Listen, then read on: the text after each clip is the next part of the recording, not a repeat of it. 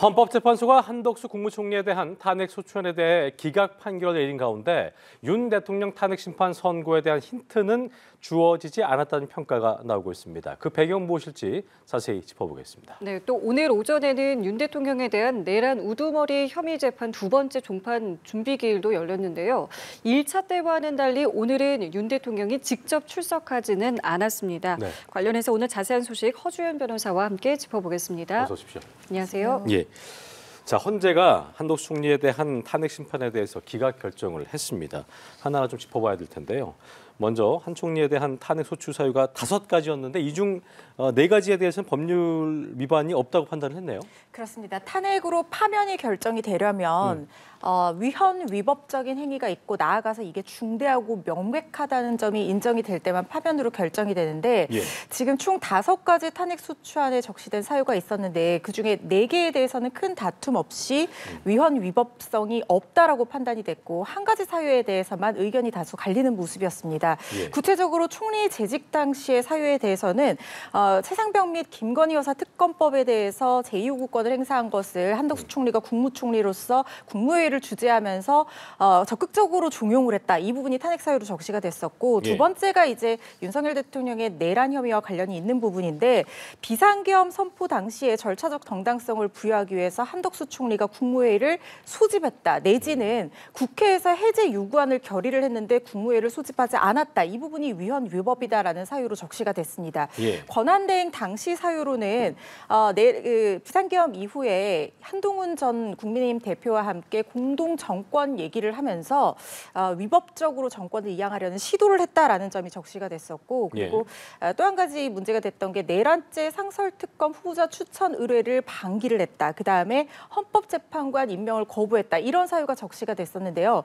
말씀드린 4가지 사유, 그러니까 헌법재판관 임명을 거부했다는 것 말고 나머지 4가지 사유에 대해서는 큰 이견은 없었던 걸로 보입니다. 물론 다른 의견이 있기도 했었지만 다수 의견은 위헌 위법성이 없다라고 판단을 했는데 헌법재판관 임명 거부를 한 부분에 대해서 의견이 어떻게 갈렸냐면 지금 4명은 위헌 위법성이 있지만 중대하지는 않아서 파면 사유가 아니다라고 얘기를 했고요. 한 명은 위헌 위법성이 있고 나아가서 중대해서 파면 사유가 된다라고 판단을 해서 의견이 갈린 부분입니다. 그 말씀하신 파면 정도인지 아닌지 이 부분이 그러면 이제 갈린 건데 이거는 어떤 기준으로 보통은 보는 겁니까? 위헌 위법성이 있고 나아가서 국민의 신임에 위배할 정도로 이 영향력이라든가 위법성이라든가 이런 것들을 결국에는 헌법재판소의 재량으로 판단을 하게 되는 부분이거든요. 그런데 지금 위헌 소지가 있다고 판단이 됐던 부분은 이유가 뭐냐면 이게 임명을 할 헌법상 자기 의무가 있는데도 불구하고 선출 통지를 국회로부터 받기도 전에 종국적으로 나는 여야 합의 없는 재판관 임명은 안 하겠다라고 거부 의사를 표시한 셈이기 때문에 이거는 자기 의무를 방기한 거여서 위헌 위법적인 행위는 맞다. 그렇지만 그때 당시 권한대행으로서 어떤 업무 범위에 대한 혼란이 있는 상황이었기 때문에 본인 스스로도 이걸 해야 되는지 안 해야 되는지에 대한 판단이 필요했을 수 있고 그렇기 때문에 뭐 탄핵 심판이라든가 헌법 질서를 완전히 무력화시킬 정도였던 고의가 있었다고 단정할 수는 없다. 그렇기 때문에 중대하지는 않다라고 봤어요. 그런데 이게 위헌적인 요소다라고 판단을 한 입장에서는 오히려 다 반대로 판단한 부분이 있거든요. 그래서 일단은 위헌 위법적인 부분은 있지만 이것이 그 자체로 파면 사유를 결정할 만큼 중대한 어떤 위법 사유는 아니고 어느 정도 그때 당시 한덕수 총리로서도 고심할 부분이 있었다. 이런 부분을 인정해줘서 파면 사유는 아니다라고 다수 의견이 판단한 것으로 보입니다. 그렇군요. 그런데 그 5명 기각 중에 1명이죠. 김복형 재판관 같은 경우는 기각 의견은 맞지만 4명과는 달리 재판관 임명 보류한 게 헌법과 법률을 위반했다 보기 어렵다 판단을 했거든요. 같은 재판관이 기각 결정했습니다만 이유는 달랐어요? 그렇습니다. 지금 김복형 재판관 같은 경우에 왜 이게 위헌 위법이 아니다라고 판단을 했냐면 재판관을 임명할 자기 의무가 있다는 점은 인정을 했습니다. 그렇지만 즉시 임명을 할 의무가 있는 것은 아니고 상당한 기간 내에 임명을 하면 되는 것인데 그때 당시에 어떻게 됐었냐면 국회에서 선출 통지가 오고 나서 바로 그 다음 날 탄핵 소추안이 가결이 됐었거든요. 김복형 재판관 의견은 자기 의무가 있지만 선출 통지를 받아야지 비로소 자기 의무가 발생을 한다는 겁니다. 그러니까 그 전에 한덕수 총리가 나는 임명을 안 하겠다라는 의사를 표시를 했다고 하더라도 선출 통지를 받고 자기 의무가 발생하고 나서는 임명을 해야 되겠다라고 판단할 여지가 있었음에도 불구하고 그걸 판단할 시간조차도 없이 탄핵 소추안이 가결이 됐기 때문에 이거는 자기 의무 발생한 이후에는 자기가 임명 안 하겠다라고 얘기를 한 적이 없다는 거예요. 그렇기 때문에 위헌 위법 사유도 아니다라고 판단한 것으로 보입니다. 그렇군요. 자, 이렇게 한덕수 총리에 대한 탄핵 소추는 기각이 됐지만 오늘 재판관 이 의견 중에는 인용도 있었습니다. 어떤 부분들을 좀 눈여겨봐야 되겠습니까?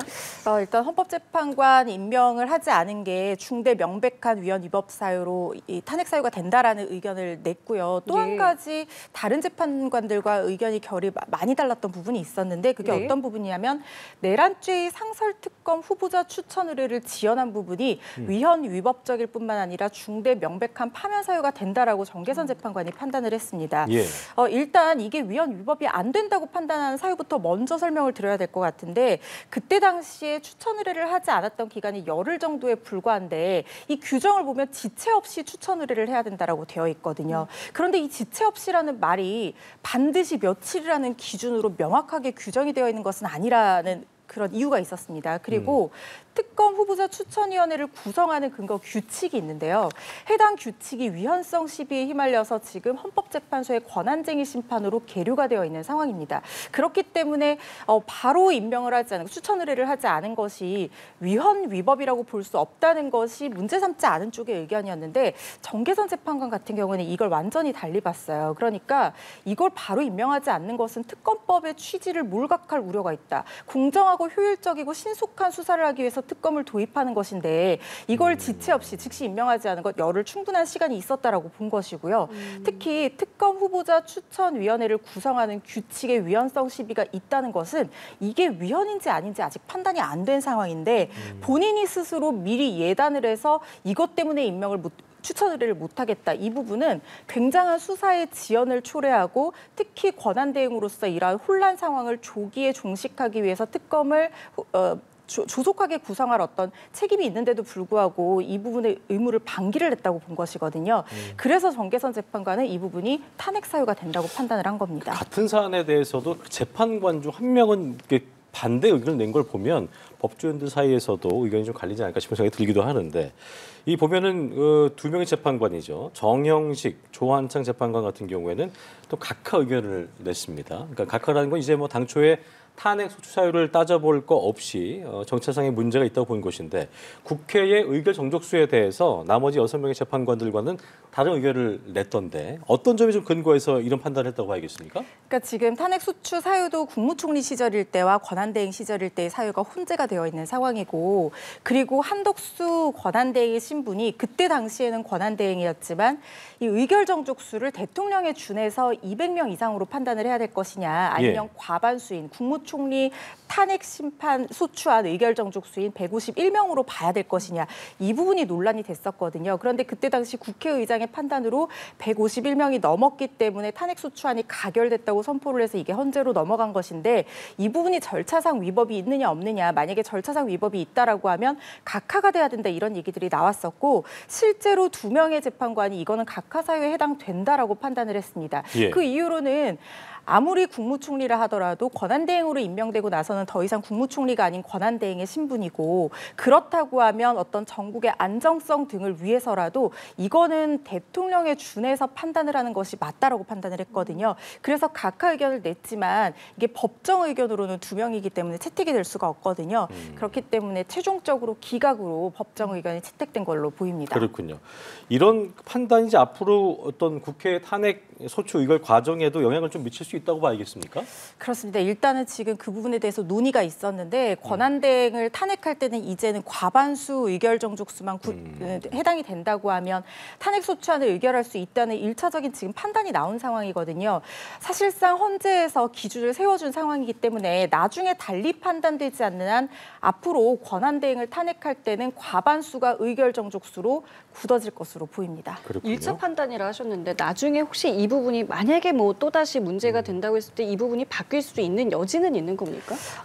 지금 당장 바뀔 만한 어떤 근거들이 있다고 보기는 좀 어려운 상황입니다. 그렇지만 이게 첨예하게 대립한 부분이 있고 특히 권한대행의 지위라는 것이 물론 국무총리는 민주적인 정당성을 부여해서 선출된 권력은 아니기 때문에 151명으로 본다는 어떤 의견도 일리가 있는 부분이기는 하지만 만약에 권한대행으로서 계속해서 직무를 집행하고 있고 대통령이 거리 또는 사고가 된 상태인데 151명으로 계속해서 탄핵이 의결될 수 있다라고 하면 그 기준 요건이 다소 200명보다는 완화가 된 부분이 있단 말이죠. 그렇다고 하면 장기적으로 봤을 때는 국정 공백이 초래될 우려가 있고 지금 이것이 사상 초유의 사태이고 앞으로 이런 상황이 국민적 비극으로서 되풀이돼서는 안 되겠습니다만 향후에 유사한 상황이 발생했을 때 어떠한 혼란적인 결과로 돌아올지 모르는 부분이 있거든요. 그때 만약에 어떤 헌재의 판단을 바꿀 수 있는 명분이 주어진다고 하면 이 부분은 헌재에서 달리 판단할 가능성도 완전히 배제할 수는 없는 것이죠. 왜냐하면 이게 뭐 법률로 못 박힌 부분은 아니니까요.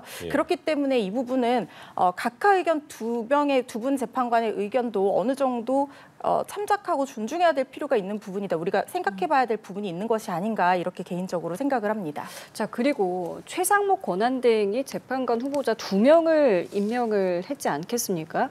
근데 이게 지금 한덕수 총리 탄핵 심판이 기각이 됐단 말이죠. 그러면은 앞서 했던 그 임명에 대한 효력 부분은 어떻게 되는 겁니까?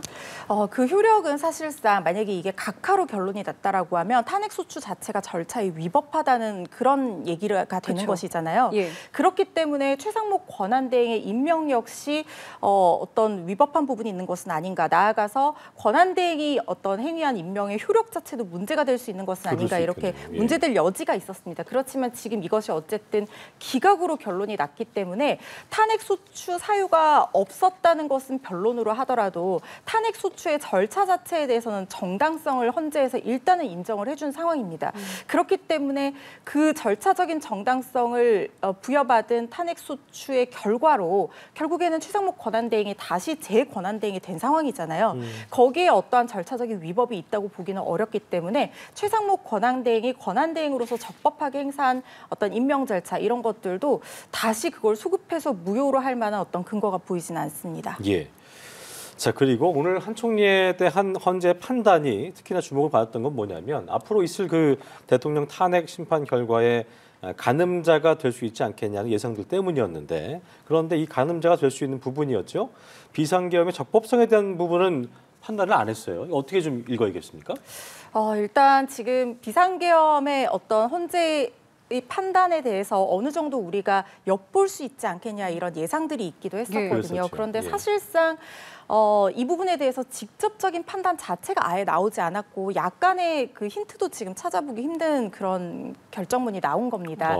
그런데 헌재로서는 이 부분에 대해서 굳이 정면으로 판단하지 않아도 되는 상황이기는 했습니다. 왜냐하면 내란 혐의가 그러니까 윤석열 대통령의 어떤 비상계엄의 위헌 위법성을 직접적으로 전제하지 않더라도 한덕수 총리가 이 부분에 대해서 공모 가담 방조했다는 구체적인 증거나 근거 자료가 없다라고 판단을 했거든요. 그렇다면 이게 만약에 비상계엄이 위헌 위법이 아니다라고 하면 당연히 이건 문제가 되지 않는 부분이고 위헌 위법이라는 걸 전제로 한다고 하더라도 증거가 없었다라고 하는 것은 반드시 위헌 위법임을 얘기하지 않고서도 양립 불가능한 내용이 아니거든요. 그러니까 한덕수 총리의 어떤 탄핵 사유만 가지고 판단을 할 때에는 비상계엄의 위헌 위법 여부를 미리 따지고 판단할 필요가 없는 정도로 증거가 없다라고 판단을 한 그 부분이. 그렇습니다. 그래서 이게 사실은 이게 판단이 나오지 않을 가능성이 있다고 저는 예상을 했던 부분이 왜냐하면 한덕수 총리의 공모나 가담에 대한 증거가 없다라고 판단이 나버린다고 하면 그 전제를 굳이 판단하지 않고서도 한덕수 총리가 이런 행위를 하지 않았다라고 하는 판단하는 것이 양립 불가능한 것이 아니기 때문에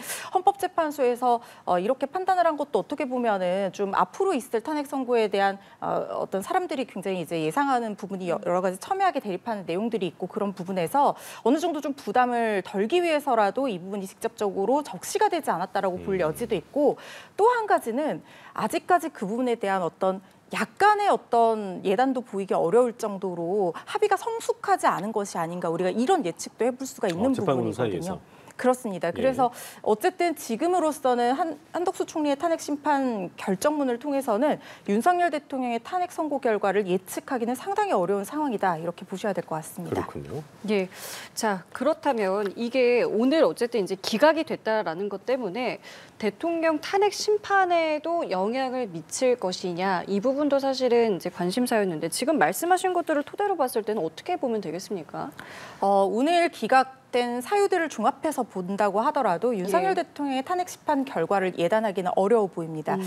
지금 생각보다 수기가 사실 최장 수기라고 해서 굉장히 길어지고 있는데 두 가지 정도 사유로 우리가 예측을 해볼 수가 있을 것 같아요. 첫 번째로는 헌법재판관들이 만장일치를 하기 위해서 이렇게 수기를 길게 하는 것이 아니냐 이런 얘기가 나오고 있는 상황이거든요. 네. 왜냐하면 노무현 전 대통령 탄핵 심판 이후에 박근혜 전 대통령 탄핵 심판 때부터 헌법재판관들 실명이 판결문에 기재가 되도록 법이 바뀌었습니다. 그런데 박근혜 전 대통령은 만장일치가 나왔단 말이죠. 그렇죠. 그래서 소수 의견을 기재를 하지 않았었는데 지금 이렇게 첨예하게 대립하는 상황에서 윤석열 대통령 탄핵 심판이 만약에 만장일치로 결과가 이어지지 않고 뭐 소수 의견이나 별개 의견이 표시가 된다고 하면 헌법재판관 개개인에게 드는 부담이 굉장히 가중될 수 있다. 이런 부분 때문에 평의를 통해서 합의락정을 보려는 것이 아니냐 이런 예측도 하나 해볼 수가 있고 네. 그 두 번째 예측은 뭐 만장일치 얘기까지 가기 그 이전에 이미 사실관계 확정부터 논의가 있는 것이 아니냐. 아직 그것도 안 됐을 가능성이 있다는 말씀이세요? 그럴 수 있습니다. 왜냐하면 지금 헌법재판이 진행이 되면서 여러 가지 뭐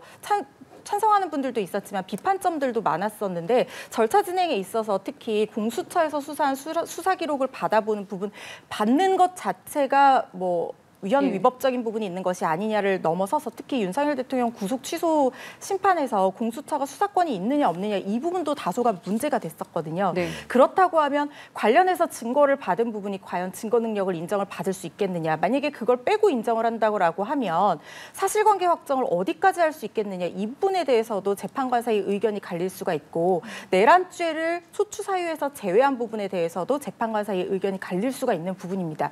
그런데 사실관계가 확정이 되고 나서 거기에 대해서 다른 관점으로 판단이 나는 경우도 있어도 사실관계 확정 자체에 대해서 의견이 완전히 갈려서 탄핵 심판 결과가 나올 수는 없는 부분이거든요.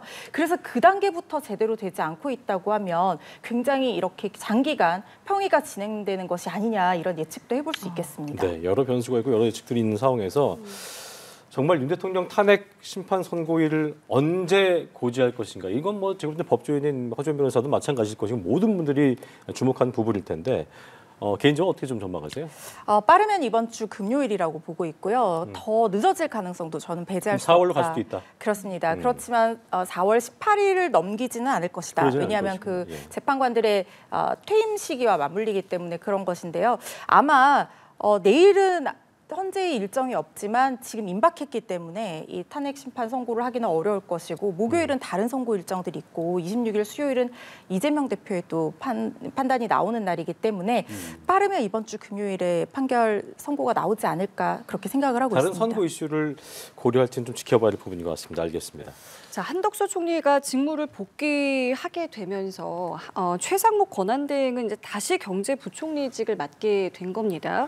근데 민주당에서는 최상목 권한대행에 대한 탄핵안을 추진하지 않았겠습니까? 그럼 이 부분은 어떻게 되는 겁니까? 사실상 이제는 탄핵 소추안을 의결할 대상 자체가 사라진 셈이잖아요. 그렇죠. 그런 상황이기 때문에 탄핵 소추할 실익 자체가 사라졌다라고 보셔야 될 것 같습니다. 그렇지만 나아가서 만약에 한덕수 권한대행이 마은혁 후보자나 이 대법관을 임명을 하지 않는다 이렇게 된다고 하면 이 부분을 또다시 위헌 위법적인 사유가 있다라고 봐서 한덕수 권한대행에 대한 탄핵 소추를 검토할 가능성이 또 할 수 상당히 있다고요? 그렇습니다. 농후해 보입니다. 그러면은 지금 말씀하신 그 부분인데 한덕수 총리가 권한대행 직무에 복귀를 하게 됐기 때문에 이제 마은혁 후보자를 임명할 것인가 이 부분이 이제 관심이 쏠리는 부분인데요.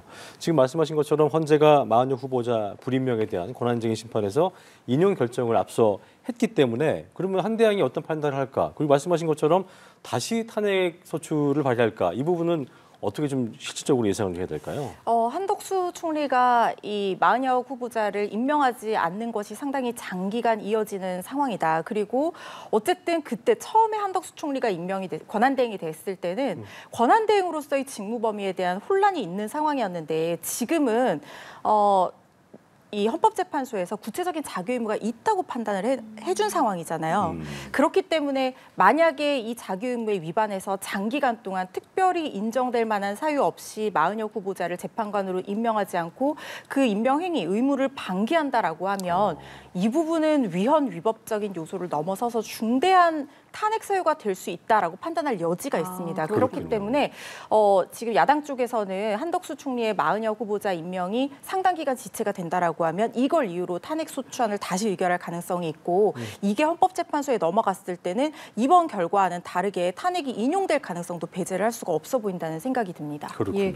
자, 그리고 조금 전에 저희 기자 연결을 통해서 들어봤습니다만 오늘 오전이었습니다. 윤석열 대통령의 형사재판 두 번째 공판 준비 기일이 있었습니다.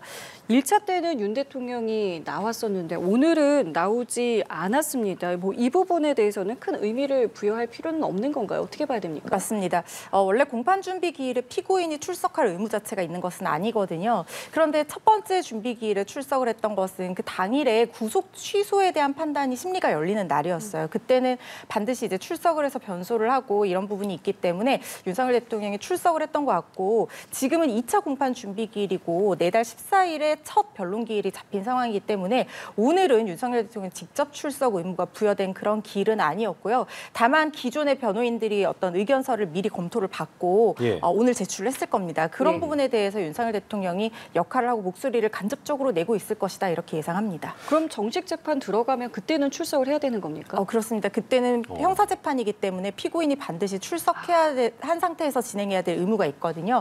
그렇기 때문에 특히 이제 윤석열 대통령이 탄핵 심판에도 직접 출석해서 변소를 했고 굉장히 적극적으로 재판에 임할 의지를 보이고 있는 그런 모습들을 보였기 때문에 아마 공판기일 첫 번째 공판기일에는 출석하지 않을까 예상합니다. 그렇군요. 대통령 측이 오늘 재판정에서 내란 수사권이 없는 그 공수처에서 초기 수사가 이루어졌기 때문에 검찰 기소 위법하다 주장을 했고 하지만 검찰 입장에서는 공수처 외에도 경찰에서 송치받은 것들 이를 강조를 했는데 앞으로 이 문제가 계속 충돌할 수밖에 없는 지점인 것 같긴 합니다. 그렇습니다. 사실 이 수사권 부분은 그동안 크게 물론 논란이 있었지만 법원에서 계속해서 뭐 이제 체포적부심이라든가 구속적부심이 다 합리적이다, 맞다 이렇게 판단을 내려줬었기 때문에 이게 문제가 안 될 거라는 예상이 있기도 했었지만 구속 취소 판단에서 굉장히 엇갈렸거든요. 특히 거기서 수사권 공수처가 직접적으로 내란죄를 수사할 어떤 권한이 있는지에 대해서는 들여다봐야 된다라는 판사의 판단이 있었고 이 판사가 바로 지금 1심 재판을 담당하고 있는 판사지 않습니까? 그러다 보니까 윤석열 대통령 측에서는 하나의 카드가 생긴 셈입니다. 그러니까 재판에 임하면서 공수처가 수사할 적법한 권한이 없음을 주장하면서 공소 기각을 주장을 할 수가 있고요. 나아가서 만약에 설령 이게 위법하기 때문에 공소 기각에 해당한다. 그리고 위법함을 넘어서서 이게 피의자의 방어권을 심각하게 침해했다는 것까지 인정이 돼야지 공소기각이 되거든요. 그런데 이 정도까지는 안 된다고 하더라도 공수처에서 수사한 내용 자체가 위법하게 수집한 증거기 때문에 증거 불충분으로 무죄가 선고해야 된다. 이런 전략까지 짜고 있을 가능성이 높은 상황이라는 생각이 들고 특히 이 수사권 충돌 문제는 1심 판단에서는 굉장히 핵심적으로 다루어질 쟁점일 거라는 그런 생각이 듭니다. 말씀드린 것처럼 위법할 뿐만 아니라 방어권 행사에 실질적인 지장이 초래됐다는 점까지 입증이 돼야 되는데 일각에서는 실질적으로 공수처에서 수사를 받은 게 없기 때문에 방어권 침해 안 된 게 아니냐 이렇게 주장을 할 수도 있지만 윤석열 대통령 측에서는 적법한 권한이 있는 기관에서 수사를 했다면 내가 적극적으로 방어권을 행사하고 수사에 임해서 변소할 수 있었을 텐데 이 기회 자체를 상실했기 때문에 방어권을 침해받은 것이 맞다라고 주장을 할 가능성이 있거든요. 그래서 공소 기각을 최우선적으로 주장할 거라는 생각이 듭니다. 그렇군요. 자, 그리고 1차 공판 준비 기일에서 지금 따로 진행되고 있는 재판과 병합을 할 것인지 말 것인지 이 부분에 대한 좀 다툼이 있었는데 오늘 여기에 대한 결정이 없었습니다. 없었다는 거는 안 한다는 겁니까? 나중에 내려진다는 겁니까? 아직까지 병합 심리를 결정할 만큼의 실익을 재판부에서 확인할 필요가 있다라는 신호로 읽힙니다. 병합 심리를 결정하는 이유는 뭐냐면 이 수인의 어떤 동일한 피고인이 동일한 범죄의 사실관계에서 관련 사건으로 계류가 되어 있을 때 한 자리에서 심리를 하면서 신속하고 효율적으로 심리를 하자라는 거거든요. 그런데 효율성이요? 지금 그렇습니다. 그 목적 자체가 피고인의 방어권을 보장하고 신속하고 효율한 심리를 보장하기 위한다는 것인데 네. 지금 문제는 뭐냐면은 이 내란죄라는 것이 윤석열 대통령 같은 경우에는 내란 우두머리 혐의를 받고 있는 상황이고 지금 김용현 전 장관과 군인들 전직 군인들 같은 경우에는 중요 임무 종사자 혐의를 받고 있고요. 그리고 경찰 수뇌부 조지호 전 청장 그리고 김봉식 전 청장 같은 경우에는 공모 여부와 관계없이 이 국회와 선관위를 봉쇄함으로써 여기에 가담을 했는지 아닌지 이 부분을 따지고 있는 상황이기 때문에 사실상 이걸 관련 사건은 맞지만 이걸 병합 심리를 했을 때 어느 한쪽에 대한 판단이 먼저 이루어져야지 나머지 한쪽에 대한 판단이 이루어지게 되는 그런 어떤 부분들도 있고 이게 어느 한쪽의 판단이 이루어지지 않으면 이 판단이 이루어질 때까지 불필요하게 장기간 기다려야 되는 피고인들도 있을 수가 있거든요. 예. 그렇기 때문에 이게 신속하고 효율적인 심리를 위해서 병합 심리를 지금 단계에서 하는 것이 맞는지 아닌지 재판부에서 아직까지는 판단하기 어려운 상황으로 보이고요.